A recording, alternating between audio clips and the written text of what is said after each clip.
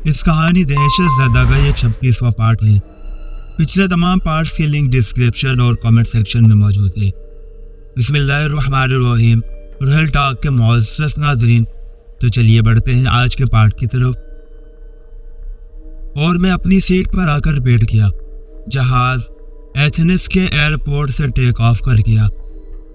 کافی اوپر جانے کے بعد جہاز سیدھا ہو گیا اور ایک تیز شزر رفتار کے ساتھ پیرس کی جانب روانہ ہو گیا۔ ایئر ہوسٹس مسافروں کی دیکھ بھال کرنے لگی۔ مسافروں کو مختلف قسم کی مشروبات دیے جانے لگے۔ فرسٹ کلاس کے مسافروں کی کچھ زیادہ ہی آؤ بھگت ہوتی ہے۔ اس دوران میرا اور حسینہ عالم مس جیولانی کا آپس میں مسکراہٹوں کا تبادلہ برابر جاری رہا۔ جہاز کو اپنی معمول کی پرواز پر روانہ ہوئے 15-20 منٹ ہی گزرے ہوں گے کہ اکانوی کلاس میں کچھ آوازیں سنائی تھی۔ پھر کوئی تیز قدموں سے فرسٹ کلاس کی طرف بڑھا۔ پردہ ایک دم سے ہٹا اور ایک نوجوان نے پستول مسافروں پر تان کر کہا، ہمیں مسافروں سے کوئی کام نہیں، لیکن اگر کوئی مسافر اپنی جگہ سے ہلا تو اسے گولی سے اڑا دیا جائے گا۔ جہاز کو ہم نے ہائی جیک کر لیا ہے۔ اس کے پیچھے سے 2 کمانڈوز ٹائپ کے نوجوان تیزی سے نکل کر کاک پیٹ کی طرف بڑھے۔ جہاز کے کاک پیٹ کا دروازہ اندر سے لاک کیا ہوا ہوتا ہے۔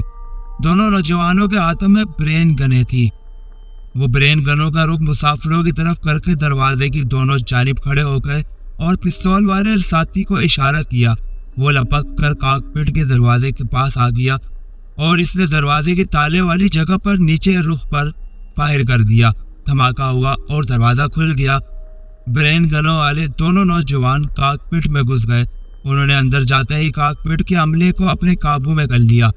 فرسٹ کلاس کے مسافر اپنی اپنی جگہ پر سہم کر بیٹھ گئے۔ میں نے حسینہ عالم کی طرف دیکھا۔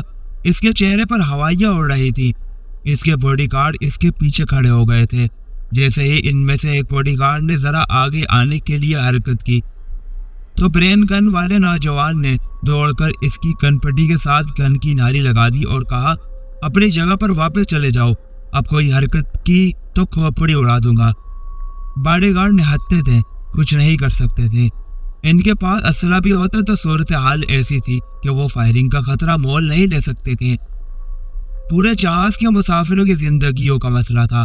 حسینہ عالم نے پھٹی پھٹی آنکھوں سے میری طرف دیکھا تو میں نے ہاتھ کے ہلکے سے اشارے سے اسے مطمئن رہنے کی ہدایت کی اور سوچنے لگا کہ اب مجھے کیا کرنا چاہیے، کیونکہ اس وقت جہاز کا واحد میں ایک ایسا مسافر تھا جو جہاز کو تباہی سے بچا سکتا تھا۔ اس کی وجہ صرف وہ کالا جادو تھا جس کا منتر مجھ پر پھونکا گیا تھا اور جس کے اثر سے میرے جسم پر سوائے میری کھوپڑی کے اور کسی جگہ گولی یا خنجر کا اثر نہیں ہو سکتا تھا۔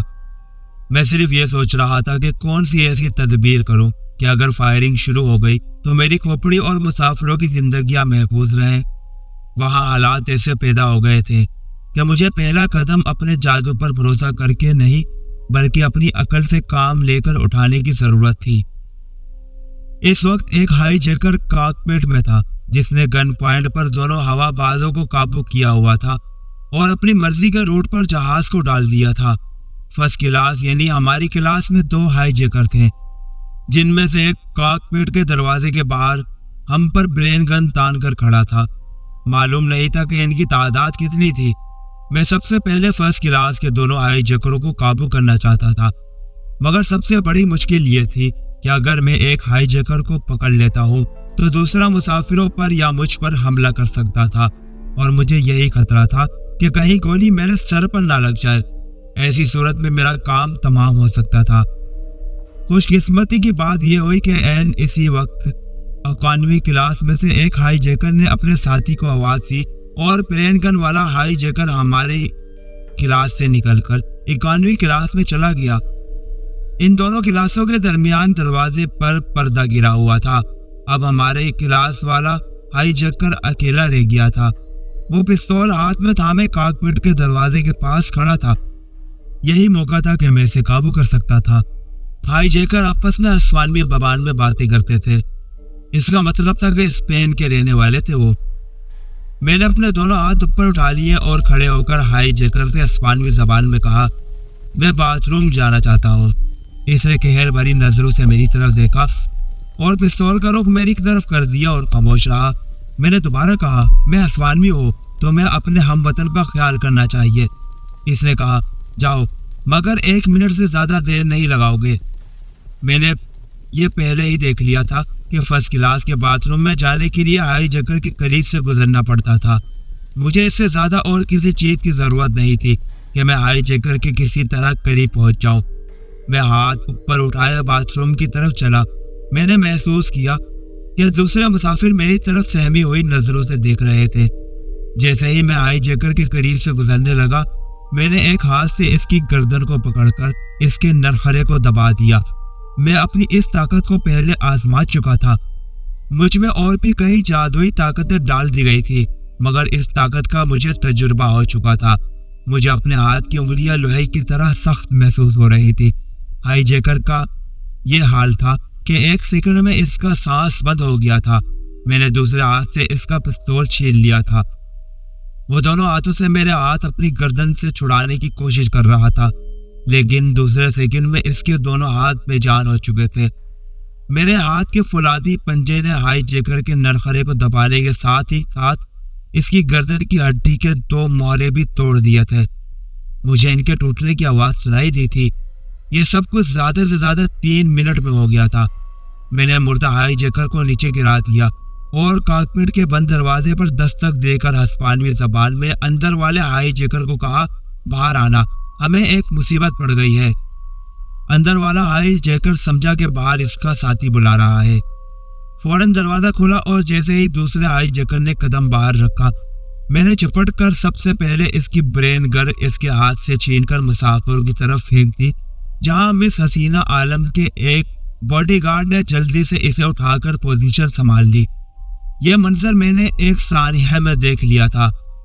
ہائی جیکر کی برین گن گراتے ہی میں نے اس کی گردن کو اپنے سیدھے ہاتھ کے پنجے میں جگڑ کر 1 فٹ اوپر اٹھا کر صرف 3 جھٹکے دیے اور اتنے میں ہی اس کی گردن کی ہڈی گئی۔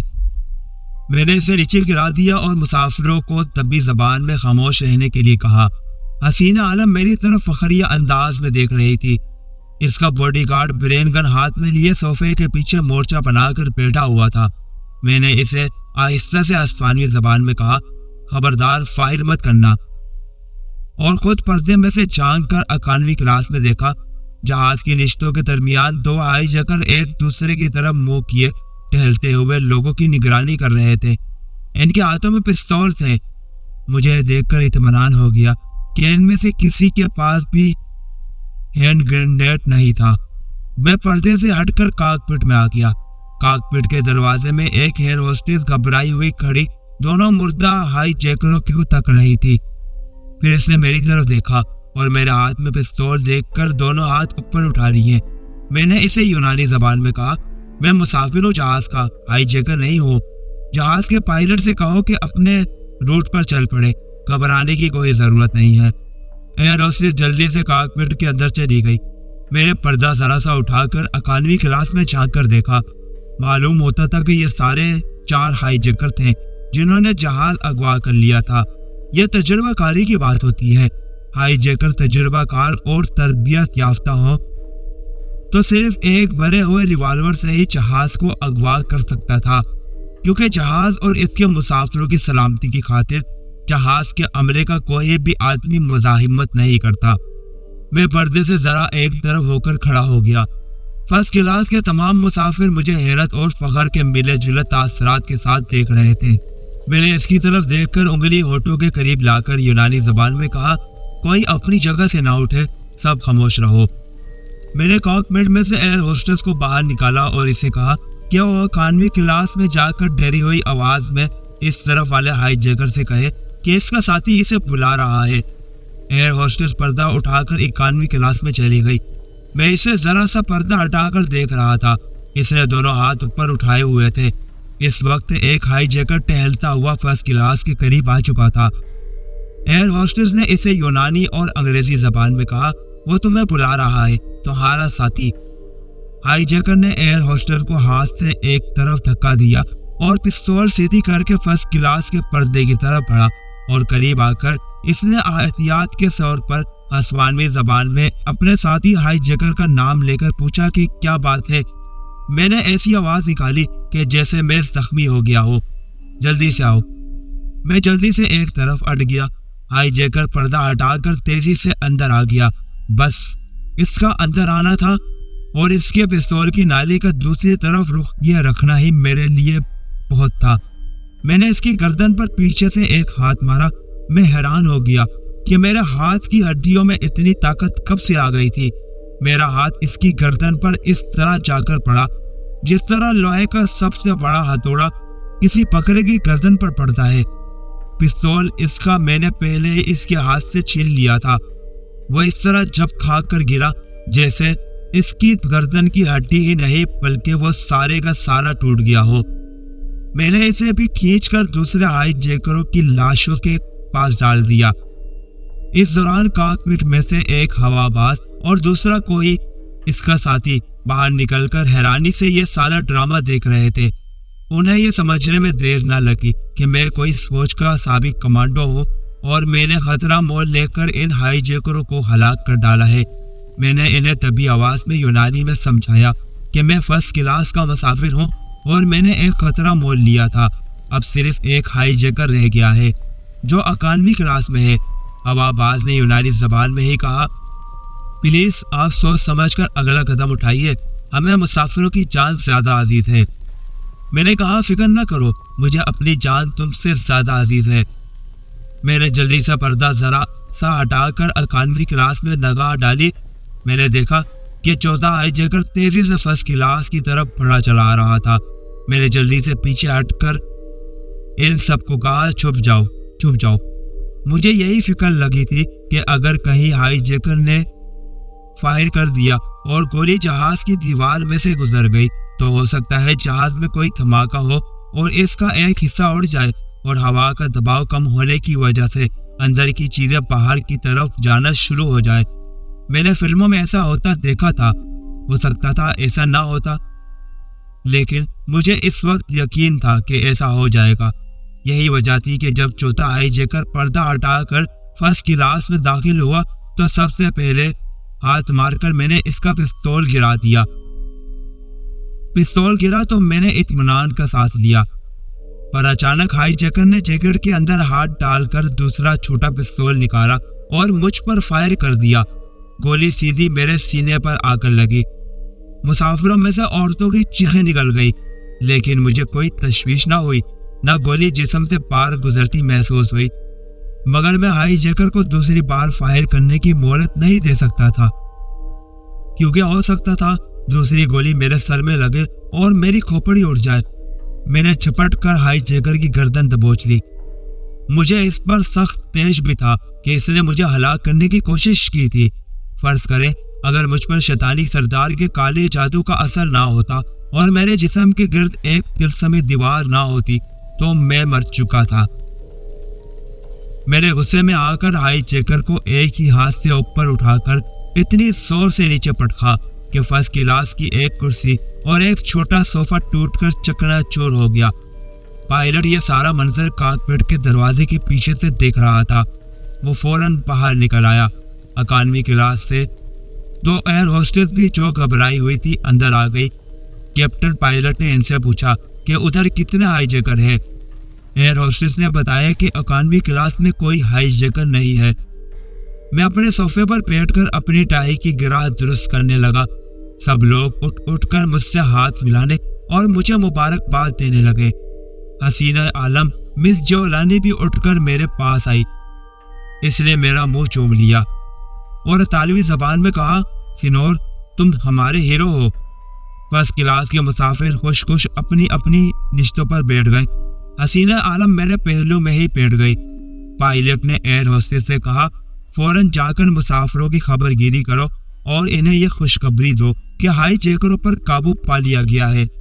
پائلٹ اور اس کا ساتھی کاکپٹ میں واپس چلے گئے۔ اس کے فوراً بعد جہاز کے اسپیکر پر پائلٹ کی آواز بلند ہوئی کہ خواتین و حضرات، جہاز میں ایک ناخوشگوار صورتحال پیدا ہو گئی تھی، مگر ہم نے اس پہ قابو پا لیا ہے اور اب ہم معمول کی پرواز پر پیرس کی طرف جا رہے ہیں۔ جہاز میں مسافروں نے خوش ہو کر نعرے لگائے ہمیں فرسٹ کلاس میں ان کے نعروں کی آوازیں سنائی دی۔ جہاز کے عملے کے آدمی اس وقت چاروں ہائی جیکروں کی لاشوں کو اٹھا کر فرسٹ کلاس لے گئے تھے۔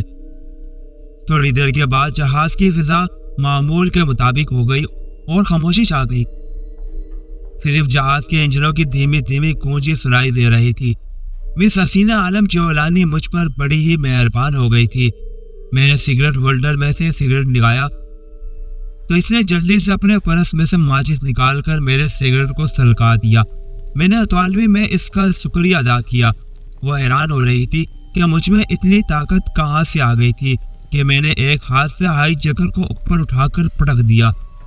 میں نے اسے بتایا کہ میں اطالوی فوج کی کمانڈو فورس میں بھی رہ چکا ہوں اور یہ ساری تربیت میں نے وہاں سے ہی حاصل کی تھی۔ اس کے باڈی گارڈ بھی مجھ سے بڑے متاثر نظر آ رہے تھے۔ وہ دونوں ہمارے صوفوں کے پیچھے آ کر کھڑے ہو گئے تھے۔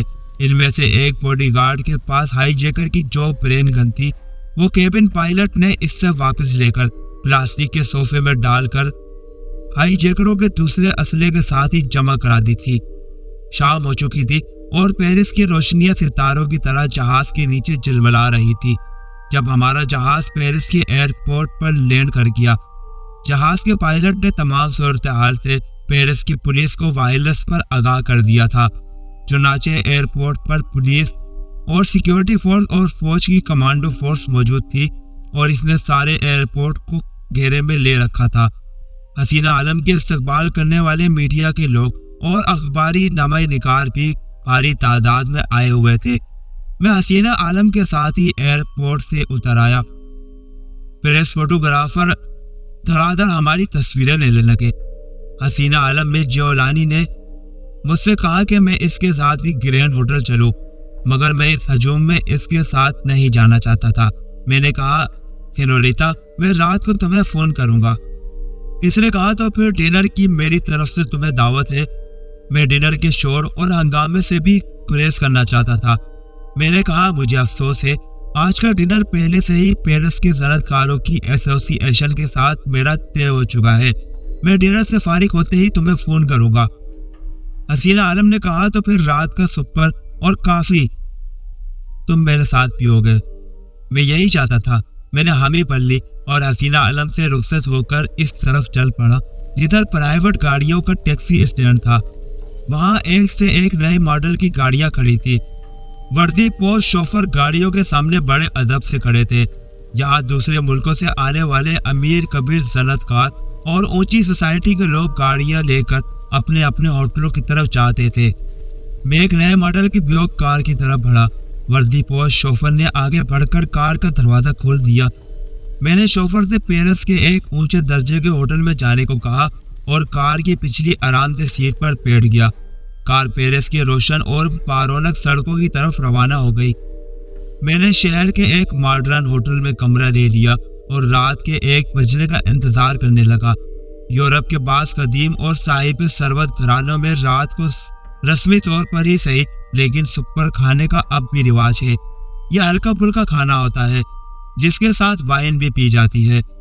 اس کا وقت رات کے 1 بجے شروع ہو کر 2-2:30 بجے تک رہتا ہے۔ مجھے حسینہ عالم کے بارے میں کسی منصوبہ بندی کی ضرورت نہیں تھی۔